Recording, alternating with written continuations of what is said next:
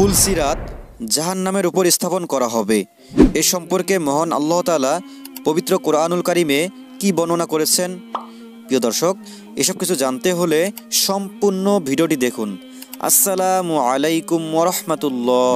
সহজ পথে আপনাদের স্বাগতম। জাহান্নামের উপর পুল স্থাপন করা হবে, যাকে পুলসিরাত বলা হয়। নেককার ও বদকার সমস্ত লোকের সেই পুল পার হতে হবে।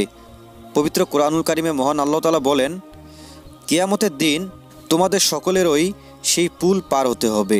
এটা তোমার প্রতিপালকের অলঙ্ঘনীয় বিধান। সূরা মারিয়াম।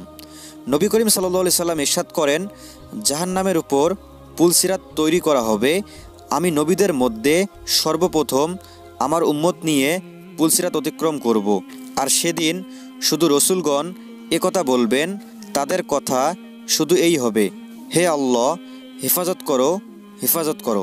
অতঃপর নবী করিম সাল্লাল্লাহু আলাইহি সাল্লাম বলেন, জাহান্নামে সাদান একটি কাঁটাদার বৃক্ষ, যার কাঁটা বড় বড় হয়।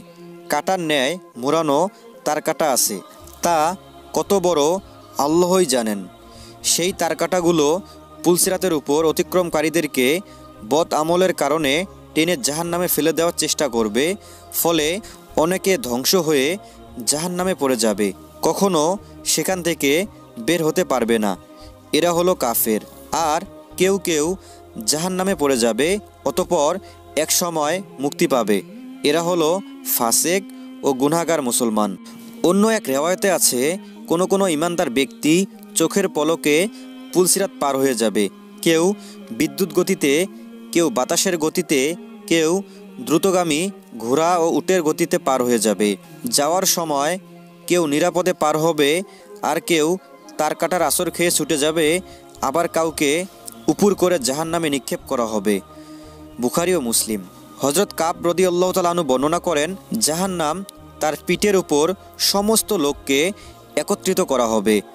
যখন নেককার ও বদকার সমস্ত লোক একত্রিত হবে, তখন আল্লাহ তাআলা ইরশাদ করবেন, তুমি নিজের লোকদেরকে ধরে রাখো এবং জান্নাতীদেরকে ছেড়ে দাও। ফলে বদকারদেরকে জাহান্নামে সোপর্দ করা হবে। তাদেরকে জাহান্নাম এমনভাবে চিনবে যেমন তোমরা তোমাদের সন্তানদেরকে চিনতে পারো, বরং তার চেয়েও বেশি নির্ভুলভাবে চিনতে পারবে। ইবনে কাসির। মোট কথা, জান্নাতবাসীগণ পুলসিরাত পার হয়ে জান্নাতে পৌঁছে যাবেন।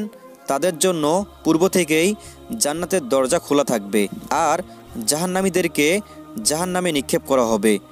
এ সম্পর্কে মহান আল্লাহ তাআলা বলেন, অর্থাৎ অতঃপর আমি মুত্তাকিদেরকে নাজাত দেব এবং জালেমদেরকে উপর করে জাহান্নামে নিক্ষেপ করব। সূরা মারিয়াম।